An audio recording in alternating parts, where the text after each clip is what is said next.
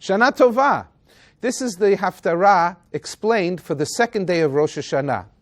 Today we're reading from the book of Yirmiyahu. Yarim Yahu. God is the one who lifts us up. Yes, parents would name their children after the God that they believed in and what action that this God would do. Chizkiyahu, Yirmiyahu, Yeshayahu.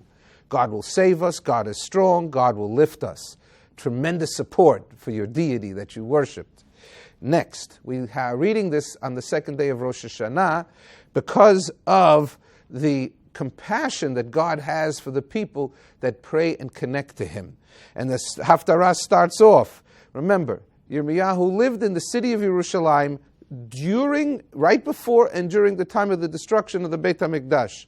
And we're praying to do teshuvah, that God should change His decrees to do any damage to us. And it starts off, Ko Amar Hashem. Hey, wait a minute. It's a song. Ko Amar Hashem, Motzochein Bamidbar, Am Sridei Chorev, Halach Lahargio Yisrael. Whoa, singing Haftorahman. What's going on here?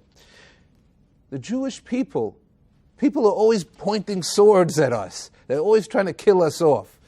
That we are Am Sridei Chorev, but we are the ones that avoided getting killed. We're still standing. Show me the Egyptians, the original Egyptians, and the Babylonian, and the Persians, and the Greeks.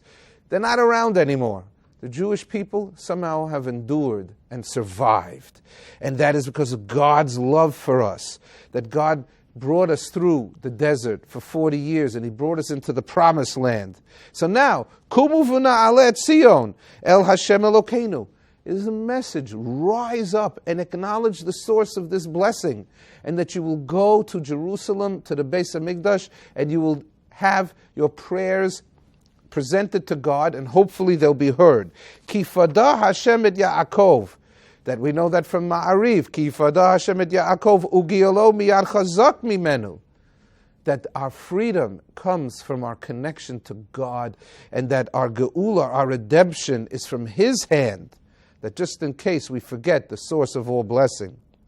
And that what happens is, V'hafachti evlam l'sason, that God is the one that could switch our mourning and our feeling terrible to a sason, and a joyful time. Kol ma Hashem, kol baraman nishma. This is a famous Shlak Rock song.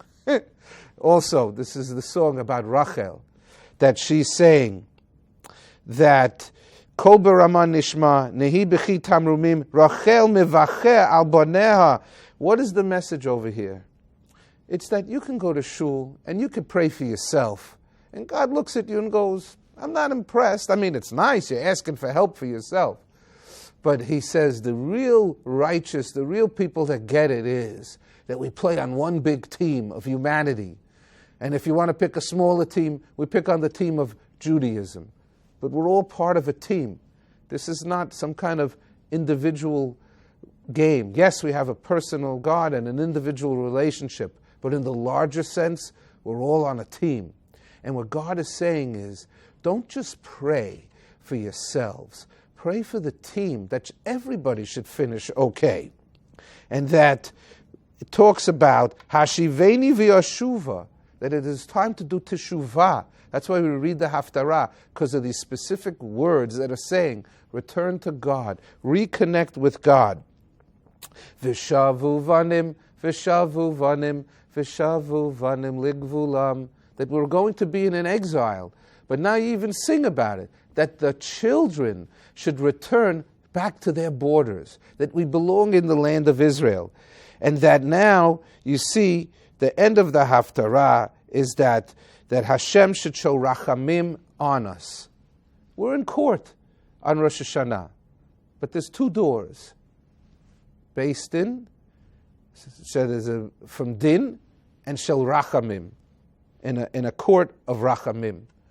And what we hope is that we get to present our cases and we get to be heard in the Beis Din Shel Rachamim, in the court of mercy, and that we are not heard in the court of justice, because God knows it's much more difficult and severe in the court of justice. Shana Tova, take advantage of understanding the Haftarah.